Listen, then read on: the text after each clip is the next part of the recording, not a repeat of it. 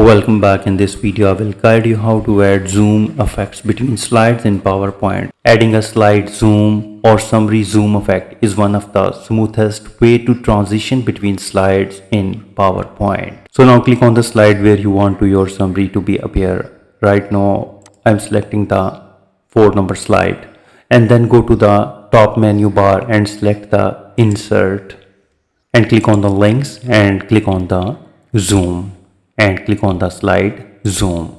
A dialog box will be open up to all your slides. Select the slides that represent the start of each section you want to showcase. For example, I select summary zoom, and you can also select the financial, and now click insert.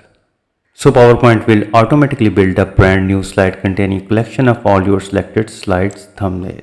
You need to resize it like this one, and now select the both slides and then go to the zoom, and here you can change the color of border, for example green. Give some effects if you like outer effects.